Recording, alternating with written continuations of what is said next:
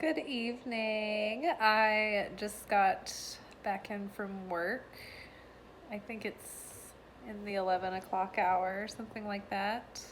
Pretty tired. I did want to come on and make a video really quick for the day. Something for tomorrow morning, perhaps. Um, I'm like a frazzled mess. Ignore that. But I did pull us a card from Gabrielle Bernstein's Oracle deck Super Attractor. And our card is Spiritual Alignment Puts My Manifestation into Motion. And I love this message because what I've been noticing lately is whatever I'm trying to manifest or whatever little test that I'm coming up against or challenge, it seems like the moment that I really release it into non-attachment, into surrender, and it's like this energy of like, all right, whatever, who cares, or like, oh, wouldn't that be great, or it's just there's no strong gripped feelings either way. You're not like, I need this, and you're not like, you desire it, but it's not, you have no thought that like, oh, that could never happen, and you have no like, I can't, if it doesn't happen, then I don't know what I'll do. It's like this energy of great, like if it happens, great. If not, whatever, and you just keep going, going on. So like an example of this would be, I feel like my angels play a game with me, and that is hide something valuable to you so that you feel like you've lost it. And I don't really lose things very much. So when I do lose something, I'm like, oh, how could this have happened to me? I've taken all the precautions. And so it's like I'll get like really like upset about it because I get overly attached and sentimental about stuff that like, maybe somebody else wouldn't. But I usually catch myself and I'm like, okay, angels, I'm going to let this go. I'm not going to be like neurotically like looking around like a nervous wreck. I let it go. I let it go. And as soon as you're ready, the thing will appear or you'll tell me where it is and it'll turn up. And sure enough, as soon as my like psyche and spirit and energy are just relaxed and I've truly just like released it and let it go, then I find it. Another example of this would be like sometimes I'll just say something like absurd and off the wall, like, oh, haha, wouldn't it be like so funny if like this happened? And those are usually the manifestations that come through the easiest because you're just kind of saying it in a joking way anyway. So there's nothing in your subconscious that's like, no, that's not possible. I don't believe that. It's just like, oh, ha, ha, ha, ha. And it just comes, it just comes to fruition because there's not any gripped need or any real resistance. There was another point I was going to make about this spiritual alignment. Oh yeah. So also another thing is like, so when you're aligning yourself with your manifestation, excuse me, your mind and your heart and your spirit or your soul, because your spirit's really consistent all the time. I think it's your soul that like feels the fluctuation. The soul is the part of you that's the closer to the humanness, than the spirit is closer to the divinity. But I think that yeah, your mind and your heart and your soul kind of have to be aligned, and I think that the essence of that, or what it looks like, is that you're not conflicted inside.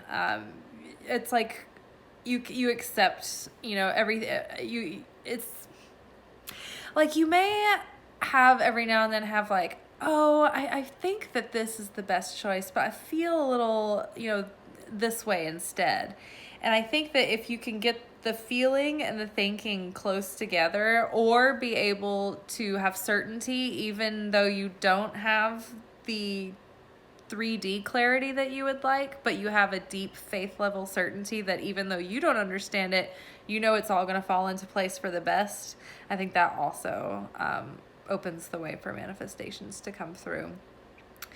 So yeah, this is another shorty. Not one of the goodies, I don't think. I feel pretty tired, pretty spacey, but I do think that is at least a helpful hint is that just release and non-attachment.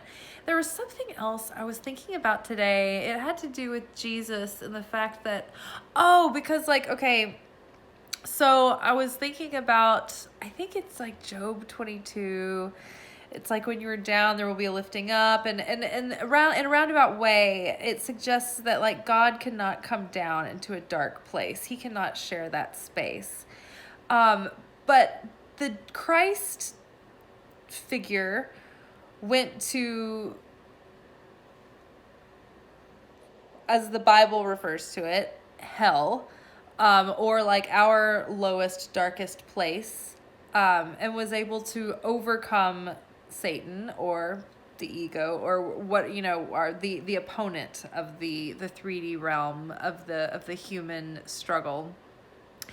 And I think that is because, like, why can Jesus go down into those depths and God doesn't go there? And I think it's because that Jesus was every bit as human as he was divine. And so because God is so much further up in the consciousness than a human being can go, and like for a human being, if we got to the ultimate top level of consciousness that a human being could get to at any lifetime, it would be the Christ consciousness. And once we go beyond that, we don't get to incarnate as a human being anymore, and we start to have less and less of a singular, like a unique personality.